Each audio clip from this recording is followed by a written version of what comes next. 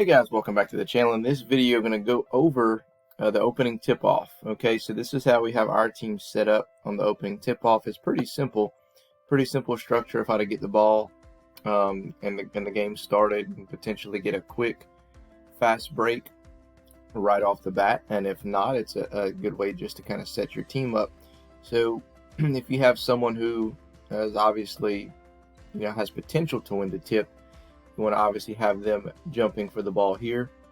The next best person here, someone who's strong with the ball, your other post player, who understands how to seal off a defender and receive a loose ball or go get a loose ball and make a good decision, a good pass in the open court.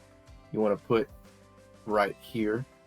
Okay, and then you have your two guards. Your one and your two guards are going to be here, and they're interchangeable. One could be here, two could be there, and three's back here kind of as a safety in case we lose the tip. They're back there on defense, or every now and again, the defense may, if there's a team that you're going to play and they know that they're going to lose the tip, they're probably going to send all their defenders back over here, right? And so in that case, you can just tip the ball back to three. One can come up, get the ball, set your offense, easy does it, okay? But in this case, what you're doing is you're having your guy who's jumping is reading the floor.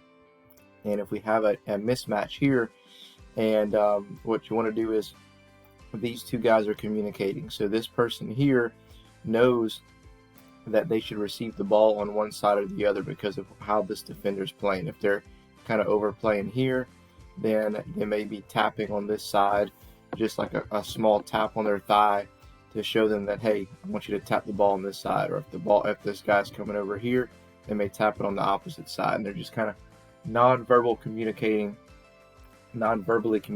that way to know where they get the ball. So as soon as the ball is tapped here and this person receives the pass, these two people from the outside are sprinting, and we're looking to potentially get a 3-on-1 advantage for a quick layup. And these two guys back here, the jumper and the defender, the safety guy, just trail, okay? And you'll see one rep there, and then also every now and again, again, if this isn't open, then sometimes they have several defenders back here. Then the guy jumping just needs to read, is it better to tip it here, or should I just tip it back? And we just kind of go set our offense up because of how the defense is set up. So we're going to go over two different options. First one's going to be tipped to the middle, and you're going to see how these two guys sprint inside. And then and typically you can hit one of those guys for a layup. Sometimes you can pass it off to one of them, and this guy can dive for a layup. And then you'll see on the next possession is how one of the defenders are back, and then the guy jumping just reads of where to tip the ball, and he tips it to one of the guards. So we'll go first option first.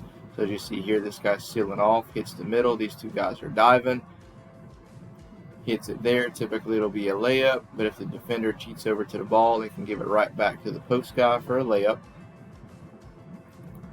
And in this situation here, the defender is going to be playing back, okay?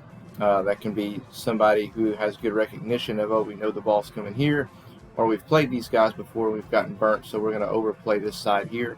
So that means this guy's wide open. So in that situation, we would try to tip it there, and then from there, we would just attack the rim and then look to get the ball inside if possible, which in that case, the guy who tipped the ball would be coming down the lane, right? So you don't get a layup every single time. However, every so often it works out to where you get a wide open layup. But the main thing is you set yourself up to potentially get a layup, and worst case, you just when you get the ball, you go down, you set up in your offense, and kind of go from there. So that's what I just wanted to share that with you guys on how we set up in our tip, and we've been doing that for a long time, and it's pretty effective. And again, even if the defense decides to all come back here in a defensive tip, we have some easy options. We just tap it left, tap it right, tap it behind.